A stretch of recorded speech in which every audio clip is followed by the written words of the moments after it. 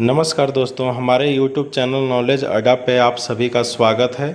यह x ray technician course का 11वां video है और आज इस वीडियो में हम चर्चा करेंगे रेडिएशन हजार्ड्स एंड प्रोटेक्शन के बारे में।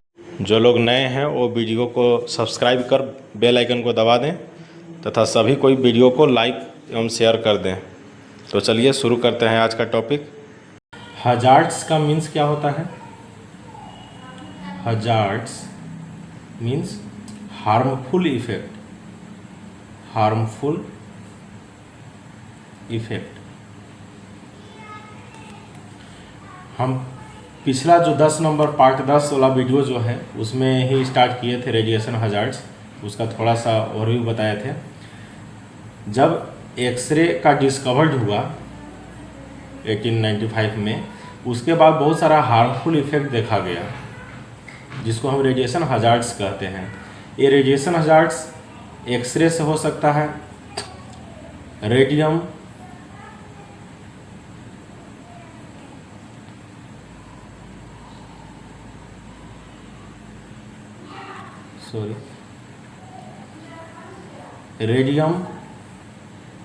रेडॉन इत्यादि बहुत और सारे रेडियो एक्टिव सब्सटेंसेस है।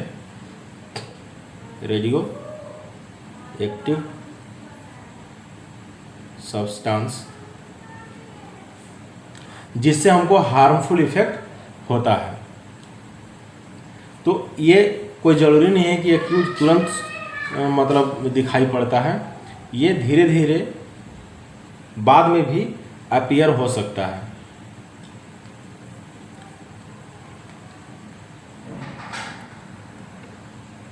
और भी जैसे अल्ट्रावायलेट रे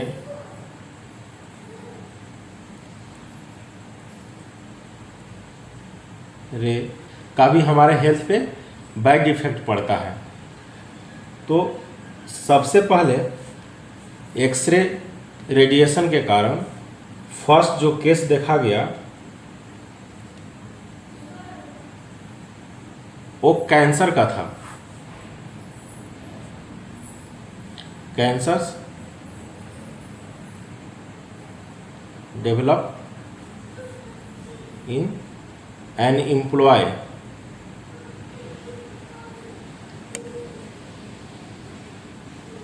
who works in X-ray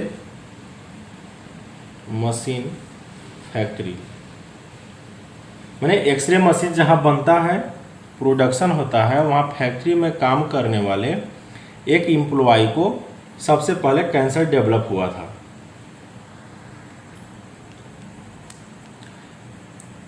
इसके बाद ये जो है डेड हो गया 1926 में। कैंसर डेवलप हुआ था लगभग 2 ईयर में। 2 ईयर लेटर 2 साल बाद दिखाई पड़ा कि कैंसर डेवलप हुआ। जो एक्सरे मशीन फैक्ट्री यानी जो एक्सरे ट्यूब जहाँ बनता है उस फैक्ट्री में काम कर रहा था, एम्प्लॉय था, जो 1926 में डेड हो गया। इसके बाद जो रेडिएशन साइंटिस्ट हैं रेडियो एक्टिविटी के, वो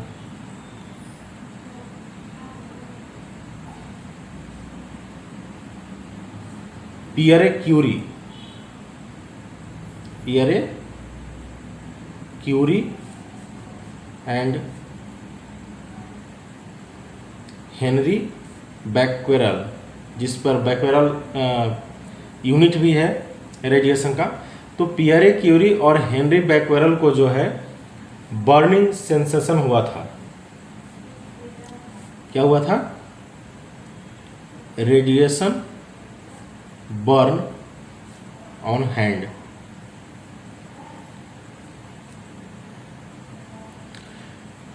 तो इस तरह से ये एक्सरे रेडिएशन जो है बर्निंग का जो है छोटा सा इफेक्ट से लेकर के कैंसर जैसे बड़े बीमारी तक के लिए रिस्पॉन्सिबल है रेडिएशन, जो हमारे हेल्थ पे हार्मफुल इफेक्ट डालता है। इसलिए रेडिएशन जो है हमारे हेल्थ के लिए हजार्डस है।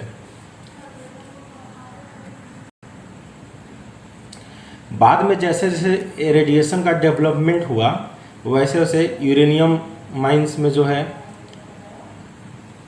यूरेनियम माइन, और ये जो 1945 में हिरोशिमा एंड नागासाकी पे जो एटम बम हुआ था, एटम बम हिरोशिमा और नागासाकी में 1945 में जो अमेरिका के द्वारा ये एटम बम गिराया गया था, उसके बाद जो है इसका बैड इफेक्ट देखा गया, बैड इफेक्ट देखा गया रेडिएशन का। और ये एक्यूट इफेक्ट भी होता है इसका, मतलब तुरंत होता है, और लेटर इफेक्ट भी देखने को मिलता है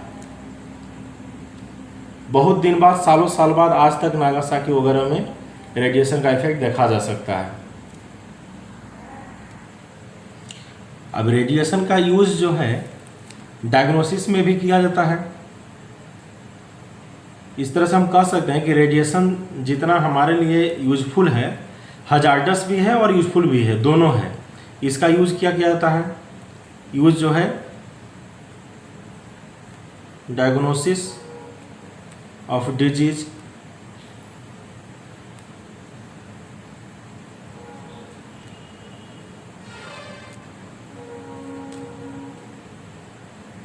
डायग्नोसिस ऑफ डिजीज में और ट्रीटमेंट ऑफ कैंसर में।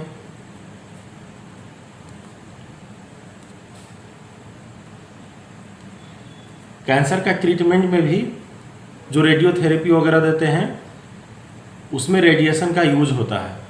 तो रेडिएशन का यूज करके कैंसर को खत्म भी किया जाता है, ट्रीटमेंट भी किया जाता है, और रेडिएशन के कारण कैंसर भी डेवलप होता है। ये दोनों काम करता है। तो रेडिएशन जो है यूजफुल भी है, रेडिएशन जो है यूजफुल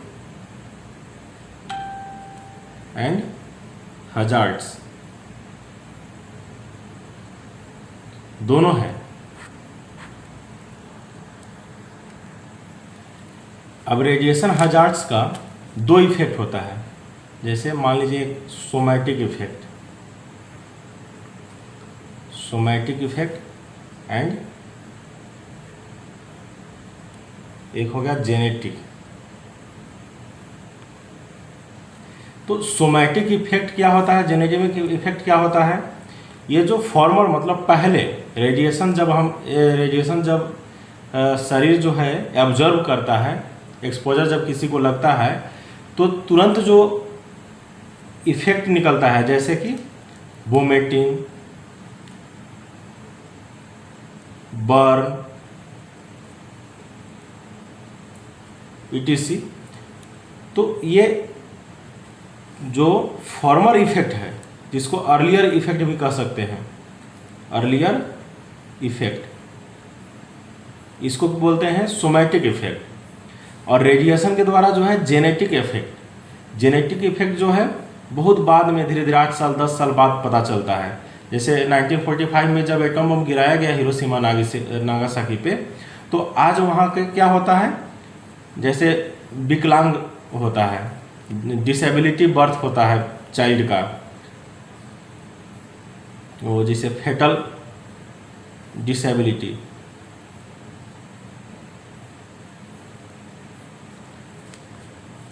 ये जेनेटिक इफेक्ट में आ गया। वहाँ का जीन ही लोगों का चेंज कर दिया वो, जिस कारण वहाँ जो बच्चा है वो बाय बर्थ डिसेबिलिटीज होते हैं। तो ये जेनेटिक इफेक्ट में आ गया। Birth of abnormal child. तो इस तरह से इसका दो इफेक्ट देखने को मिल गया, सोमैटिक इफेक्ट और जेनेटिक इफेक्ट। ये सब एग्जाम में पूछ सकता है कि what is the genetic effect of radiation. उसमें आपको 4 ऑप्शन दिया रहेगा, development of cancer, development of burning effect, ये फेटल डिसेबिलिटी इफेक्ट, और एक तो कुछ रहेगा। तो उसमें आप ये अगर पढ़े रहेंगे तो आसानी से जान सकते हैं कि फेटल डिसेबिलिटी जो है वो जेनेटिक इफेक्ट में आएगा। सोमैटिक इफेक्ट में रहेगा तो वोमिटिंग, बर्निंग इफेक्ट, या जो और अर्लियर है जैसे कि साइट विजन कम होना। तो आप अगर थ्योरी पढ़ रहे हैं तो आप क्वेश्चन को आसानी से हल कर सकते हैं। एमसीक्यू भी ज़रूरी है, लेकिन एमसीक्यू जब आप थ्योरी समझे रहेंगे तभी आप एमसीक्यू जो है आसानी से समझ के याद कर पाएंगे। अब देखिए रेडिएशन हजार्ड्स जो है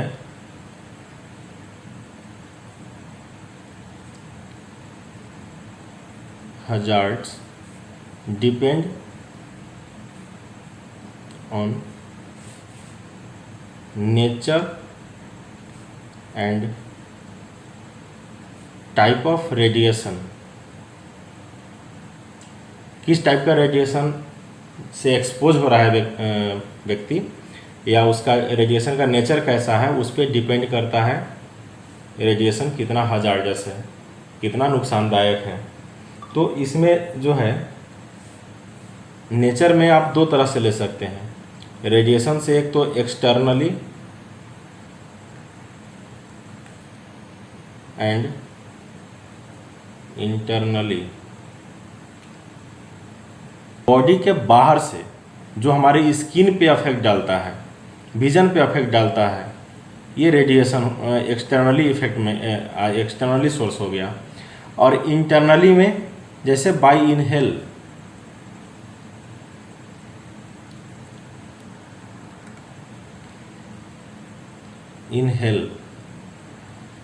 जैसे इनहेल करते हैं, सांस हम लेते हैं, उसके थ्रू जो है radio active isotopes, radio active isotopes, या जो यूरेनियम माइंस वगैरह में काम करते हैं वर्कर, वो सांस के थ्रू जो है ब्रीदिंग के थ्रू रेडिएशन के जो कण हैं, पार्टिकल्स है, वो इनहेल कर लेते हैं। मतलब बॉडी के अंदर डायरेक्ट अगर पहुंचता है रेडिएशन तो उसको हम इंटरनली सोर्स उसको मानते हैं। तो इस तरह से दो तरह से अफेक्ट करता है, एक्सटर्नली और इंटरनली।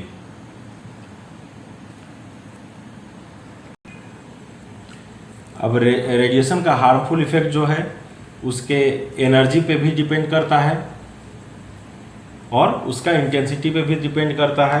हमारे बॉडी में कितना एब्जॉर्ब हो रहा है per unit area, per unit area absorption.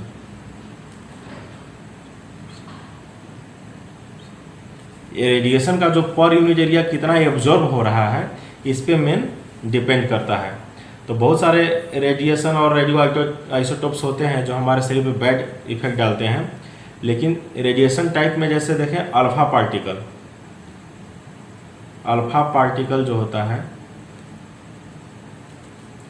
Maximum effect है इसका, मैक्सिमम हजार्ड्स।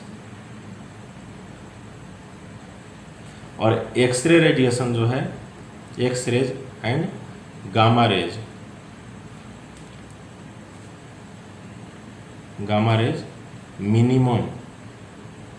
मिनिमम हजार्डस होता है।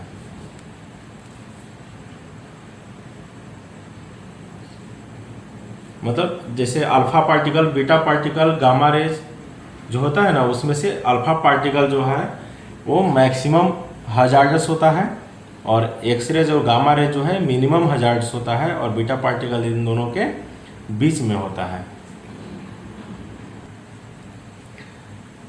अब रेडिएशन डोज जो है वो रेडिएशन का जो बायोलॉजिकल इफेक्ट होता है, बायोलॉजिकल इफेक्ट जो हम पर डालता है ह्यूमन पे, वो ज़्यादातर अल्फा पार्टिकल के केस में ही देखा जाता है। जैसे radium particle, uranium particle worker mines में जो काम करते हैं उनके द्वारा जो इनहेल कर लिया जाता है पार्टिकल्स, वो ज़्यादा अफेक्ट करता है। तो रेडिएशन डोज जो ह्यूमन पे अफेक्ट डालता है, डोज को देखने के लिए जो यूनिट्स यूज करते हैं, यूनिट्स वो सीवियर या मिलीसीवियर्ट भी इसको बोल सकते हैं, और रैम एंड रैम। लगभग 10 सीवियर्ट जो है 1 रैम के बराबर होता है। 10 मिलीसीवियर्ट बराबर 1 रैम होता है, और 1000 मिलीसीवियर्ट इक्वल टू 1 सीवियर्ट होता है। ये डोज जो है रेडिएशन हजार्ड्स के डोज को देखने के लिए यूनिट यूज किया जाता है। तो अलग अलग डोज जो है डिफरेंट इफेक्ट हमारे बॉडी पे डालता है। हमारे बॉडी में तो अनेक इंटरनल पार्ट हैं, तो प्रत्येक पार्ट जो है अलग अलग डोज से अफेक्टेड होता है। उसको हम एक बार देख लेते हैं। तो जो रेडिएशन प्रोटेक्शन में जो संस्था काम करता है, जैसे ICRP या NABH जो मेडिकल प्रोटेक्शन पे काम करता है, उनके द्वारा कुछ डोज इफेक्टिव है। जैसे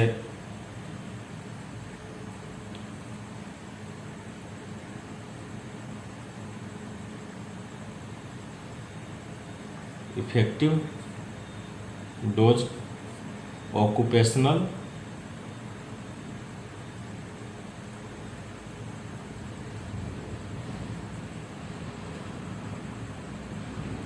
और पब्लिक।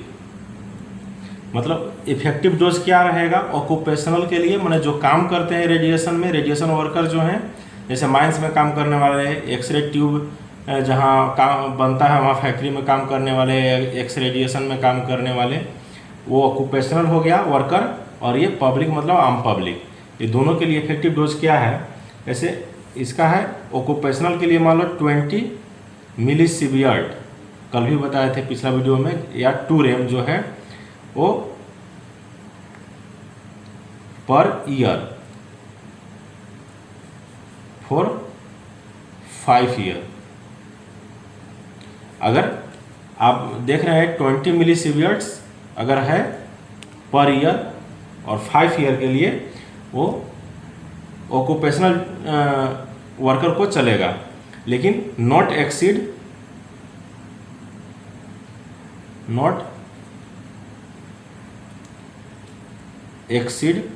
50 मिलीसीवियर्ट, या 50 मिलीसीवियर्ट से ज़्यादा नहीं होना चाहिए। और पब्लिक के लिए 1 मिलीसीवियर्ट per year.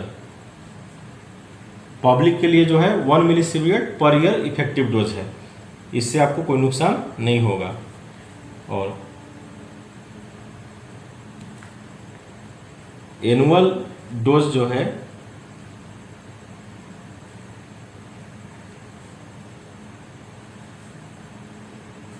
For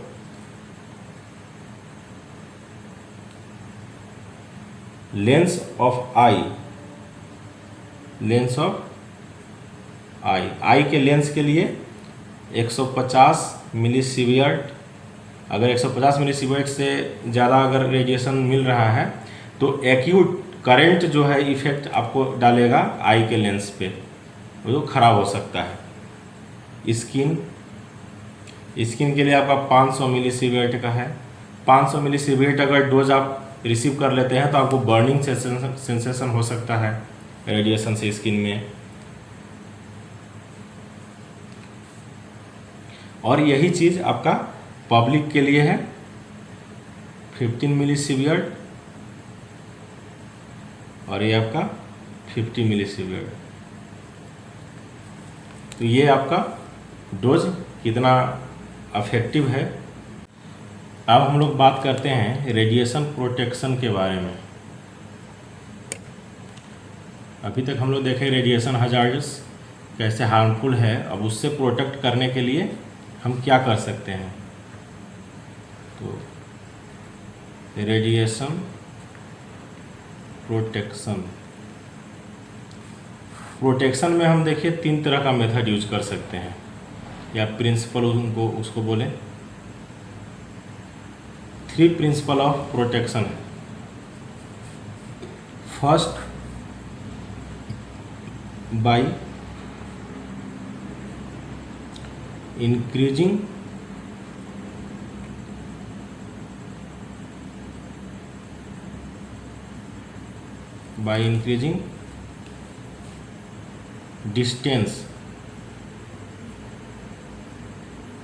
distance from source to area. जिस एरिया में इफेक्ट पड़ डाल रहा है उस एरिया को सोर्स से डिस्टेंस अगर हम बढ़ा देंगे, इंक्रीज कर देंगे, तो रेडिएशन से कुछ प्रोटेक्शन मिल सकता है। सेकेंड है बाय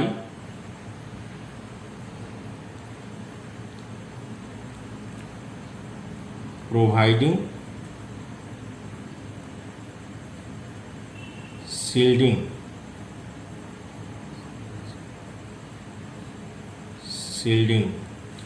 जिस एरिया में रेडिएशन निकल रहा है, रेडिएशन प्रोड्यूस हो रहा है, उस एरिया को शील्ड करके भी प्रोटेक्शन दिया जा सकता है, रेडिएशन से बचा जा सकता है। और तीसरा प्रिंसिपल है बाय रिड्यूसिंग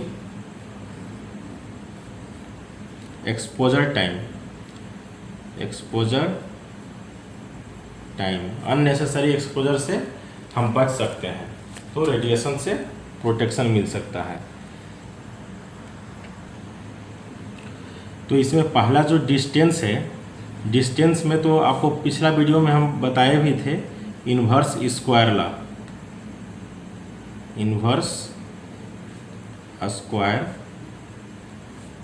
लॉ। इसमें क्या होता है, इंटेंसिटी ऑफ एक्सरे जो होता है इन्वर्सली प्रोपोर्शनल होता है 1/d²। मतलब अगर डिस्टेंस को डबल कर दें,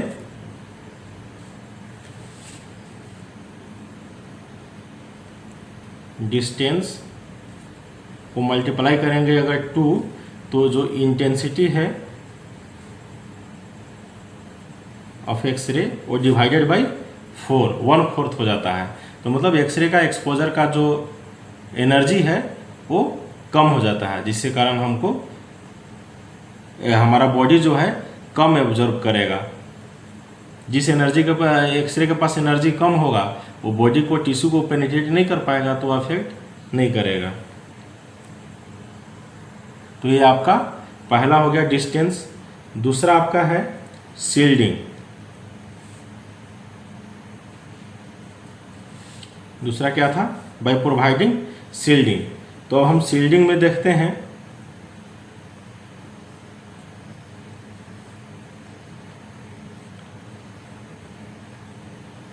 शील्डिंग में जो एरिया, जिस एरिया में एक्सरे प्रोड्यूस हो रहा है, उस एरिया को हम शील्ड कर सकते हैं बाय लेड। आप लोग पहले भी एक्सरे ट्यूब वगैरह में देखे हैं, लेड जो मेटल होता है, LED, लेड, ये एक्सरेज को एब्जॉर्ब कर लेता है, एब्जॉर्ब एक्सरेज। तो जिस एरिया में एक्सरे प्रोड्यूस हो रहा है, उस एरिया को अगर हम शील्ड कर देंगे, तो उस शील्ड एरिया से बाहर जो व्यक्ति रहेगा या वर्कर, उसको रेडिएशन अफेक्ट नहीं करेगा, तो उससे उसको प्रोटेक्शन मिलेगा। अब शील्डिंग को हम लोग एक अलग वीडियो में डिटेल से देखेंगे, इसमें क्या थिकनेस चाहिए, लेड एप्रोन वगैरह हो गया या बैरियर हो गया, ये सब के बारे में पढ़ेंगे। और तीसरा आपका जो है reducing exposure time. Exposure time मतलब जैसे जो एक्सपोजर रेट है एनर्जी, एक्सरे एनर्जीज, वो जितना टाइम तक हम निकालेंगे उतना ही ज़्यादा रेडिएशन फैलेगा। तो एक्सपोजर टाइम अगर हम कम कर दें तो रेडिएशन से प्रोटेक्शन मिल सकता है, वो कम अफेक्ट करेगा। तो हर बॉडी पार्ट के लिए एक अलग अलग डोज और ड्यूरेशन चाहिए। तो अब प्रत्येक बॉडी पार्ट के लिए हम एडिक्वेट, माने जितना हमको चाहिए उतना ही अगर हम एक्सपोजर टाइम अगर यूज करें, तो हमारा रेडिएशन से जो हार्मफुल इफेक्ट है वो कम हो सकता है।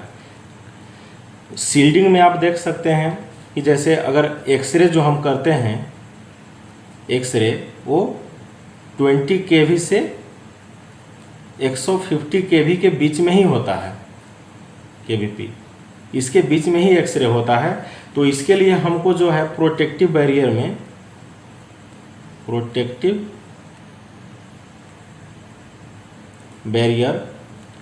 1.5 mm थिक लेड चाहिए, थिक लेड 1.5 mm मोटाई का लेड जो है वो कैपेबल है एक्सरे रेडिएशन को रोकने के लिए। ये एग्ज़ाम में पूछा भी जाता है कि 100 kbp से ऊपर अगर एक्सरे हम कर रहे हैं तो कितना थिकनेस जो है होना चाहिए लेड बैरियर का, तो 1.5 mm थिकनेस जो है वो सूटेबल है।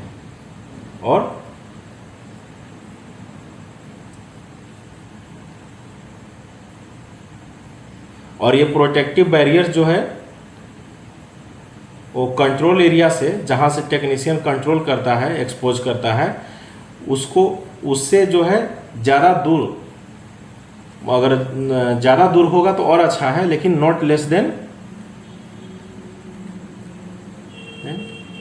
2 मीटर।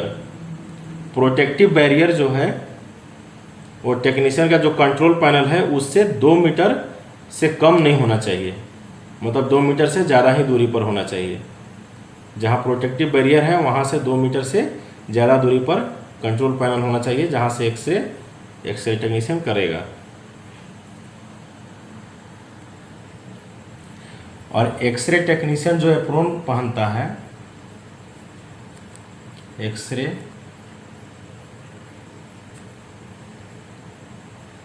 टेक्नीशियन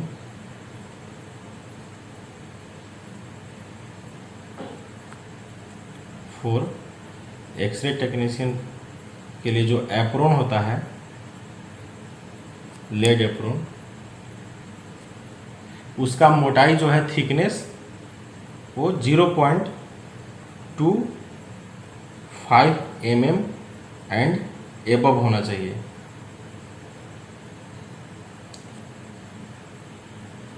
ठीक, मतलब 0.2 mm से ज़्यादा ही होना चाहिए, या 0.2 mm थिक का लेड एप्रोन होना चाहिए, लेकिन not less then 0.25 mm। 0.25 mm से कम नहीं होना चाहिए एक एक्सरे टेक्नीशियन को पहनने के लिए। तो लेड एप्रोन भी हमारा शील्डिंग में आता है, जो बॉडी में सटा होता है। टेक्नीशियन जो है इसको वियर करके एक्सरे करते हैं। In case of fluoroscopy, in case of fluoroscopy, इसको भी याद रख लीजिएगा, ये पूछ सकता है कभी कभी। जो स्क्रीन है, ग्लास स्क्रीन, वो 0.25 mm टू 0.5 mm थिक होना चाहिए लेड, थिक लेड का होना चाहिए।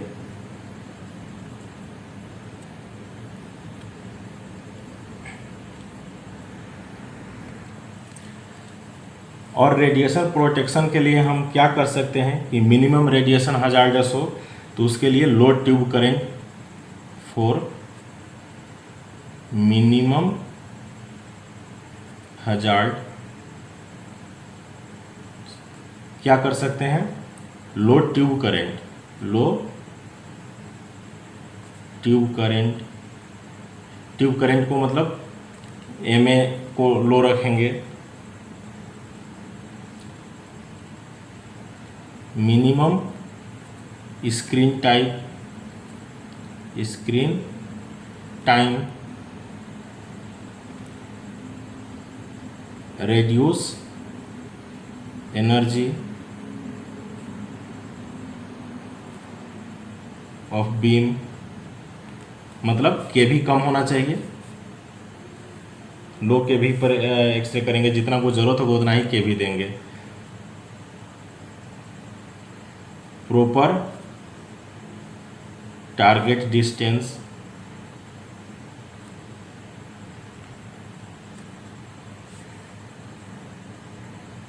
Smallest focal spot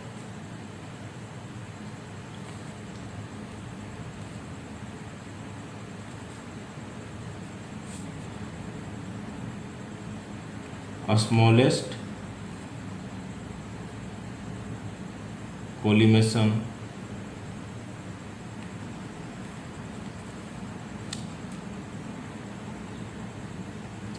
dark adaptation proper exposure time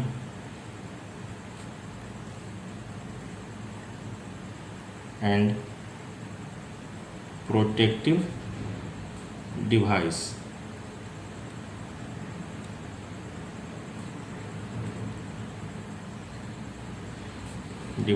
ये चीज़ हम इतना जो है इसको फॉलो करेंगे तो रेडिएशन से कम हार्मफुल इफ़ेक्ट आएगा हमारे बॉडी पे। तो ये था आपका रेडिएशन प्रोटेक्शन। आज के लिए इतना ही, वीडियो बहुत लंबा हो जाएगा इसलिए आज यहीं पे समाप्त करते हैं। यदि मेरी वीडियो हेल्पफुल लगा हो तो please like share and subscribe कीजिएगा। धन्यवाद।